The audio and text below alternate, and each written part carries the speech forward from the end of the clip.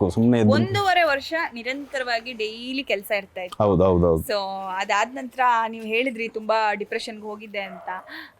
ಈ ಇವರ TRP ಗೇಮಲ್ಲಿ ಸಾಕಷ್ಟು ಅಮಾಯಕರು ತೊಂದರೆಗೆ ಒಳಗಾಗ್ತಾರೆ ಅಂತ ಹೇಳಿ ನಿಮ್ಗೆ ಅನ್ಸುತ್ತಾ? ಈ ಚಾನೆಲ್ಗಳ TRPಗೋಸ್ಕರ ಒಬ್ಬರನ್ನ ಕರ್ಕೊಬರ್ತಾರೆ, ಒಂದೇ ಸಲ ಹೈಪ್ ಕೊಡ್ತಾರೆ, ಅದಾದ ನಂತರ ಅವ್ರು ಎಲ್ಲಿ ಹೋಗ್ತಾರೆ, ಕಣ್ಮರೆ ಆಗ್ಬಿಡ್ತಾರೆ ಒಂದಷ್ಟು ಜನ ಅಂತೂ. ಸೊ ಏನು ಹೇಳ್ತೀರಿ ಇದಕ್ಕೆ? ಇಲ್ಲ, TRPಗೋಸ್ಕರ ಕೆಲವು ಮಾಡ್ಬೋದೇನೋ, ಎಲ್ಲ ಮಾಡೋಕ್ಕಾಗಲ್ಲ. ಪ್ರತಿ ವರ್ಷನೂ ಒಬ್ಬೊಬ್ಬರು ಅವ್ರ ಕೇಪಬಿಲಿಟಿ, ಅವ್ರು ಕರ್ಕೊಬಂದಿದ್ದಾರೆ, ಸ್ಟೇಜ್ ಕೊಟ್ಟಿದ್ದಾರೆ, ನಿಮ್ಮನ್ನು ಒಂದಷ್ಟು ಆಡಿಯನ್ಸ್ಗೆ ತೋರಿಸಿದ್ದಾರೆ. ನೀವು ಅದಾದ್ಮೇಲೆ ನಿಮ್ಮ ಕೇಪಬಿಲಿಟಿ ಎಲ್ಲದು ಅವ್ರೇನು ಅಗ್ರಿಮೆಂಟ್ ಮಾಡಿಕೊಟ್ಟಿದ್ದಾರೆ, ಸಾಯೋವರೆಗೂ ನಿಮ್ಮನ್ನು ನೋಡ್ಕೊಳ್ತೀನಿ ಅಂತ ಒಂದು ಸ್ಟೇಜ್ ಕೊಟ್ಟಿದ್ದಾರೆ. ಅದರಲ್ಲಿ ನಾವು ಏನು ಯೂಸ್ ಮಾಡ್ಕೋಬೇಕು, ನಮ್ಮ ಕಲೆನ ನಾವು ಏನು ತೋರಿಸ್ಕೋಬೇಕು ಅದನ್ನು ತೋರಿಸ್ಕೊಂಡು ನಾವು ಎಲ್ಲಿ ಮಾಡಬೇಕು ಅದೊಂದೇ ಅಲ್ವಲ್ಲ. ಅದು ಬಿಟ್ಟು ಸಿನಿಮಾ ಇದೆ, ಸೀರಿಯಲ್ಸ್ ಇದೆ, ಯಾವುದು ಬೇಡ ಅಂದ್ರೂ ನೀವು ಸೋಷಿಯಲ್ ಮೀಡಿಯಾ ಇದೆ, ಯೂಟ್ಯೂಬ್ ಇದೆ, ಮಾಡಿ ಅದರಿಂದ ದುಡ್ಡು ಬರುತ್ತಲ್ಲ. ಇಲ್ಲ ಅದು ಇದು ಎಷ್ಟು ಕೆಲಸ ಇದೆ. ಅವಿನಾಶ್ ಅವರು ಇನ್ಸ್ಟಾಗ್ರಾಮ್ ಅಲ್ಲಿ ಸಿಕ್ಕಾಪಟ್ಟೆ ಫೇಮಸ್.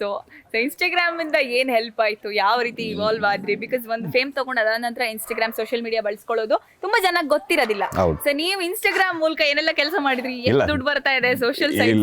ಇಲ್ಲ ಎಲ್ಲರೂ ಹೇಳ್ತಾರೆ ದುಡ್ಡು ಬರ್ತಾ ಇದೆ ಅಂತ. ನನ್ಗೆ ಯಾವ್ದು ದುಡ್ಡು ಬರ್ತಾ ಇಲ್ಲ, ಯಾವ ಪ್ರಮೋಷನ್ ನಾನು ಮಾಡಿಲ್ಲ. ಕೆಲವು ತುಂಬಾ ಹೇಳಿದ್ರೆ ತುಂಬಾ ಪ್ರೀತಿಯಿಂದ ಮಾಡ್ತೀನಿ ಹೊರತು ದುಡ್ಡು ಕೊಟ್ಕೊಂಡು ಹಿಂಗೆ ಮಾಡಿ ಅಂತೇನಿಲ್ಲ. ತುಂಬ ಕಮ್ಮಿ ನಾನು ಸೋಷಿಯಲ್ ಮೀಡಿಯಾ ಇತ್ತೀಚೆಗೆ ಸ್ವಲ್ಪ ಯೂಸ್ ಮಾಡ್ತಾ ಇರೋದು. ತುಂಬ ಕಡಿಮೆನೇ, ನಾನು ಏನು ಅಷ್ಟಿಲ್ಲ. ಬಟ್ ಪ್ರೀತಿ ಕೊಡ್ತಾರಲ್ಲ, ನನಗೆ ಎಲ್ಲೇ ಹೋದ್ರು ಮಾತಾಡಿಸ್ತಾರೆ. ಒಂದು ಪೋಸ್ಟ್ ಮಾಡಿದ್ರೆ ಅದಕ್ಕೆ ಮೆಸೇಜ್ ಮಾಡ್ತಾರೆ, ಚೆನ್ನಾಗಿದೆ, ಚೆನ್ನಾಗಿ ಕಾಣಿಸ್ತೀರಾ, ಚೆನ್ನಾಗಿದ್ದೀರಾ, ಯಾವ ಸಿನಿಮಾ ಮಾಡ್ತಾ ಇದ್ದೀರಾ.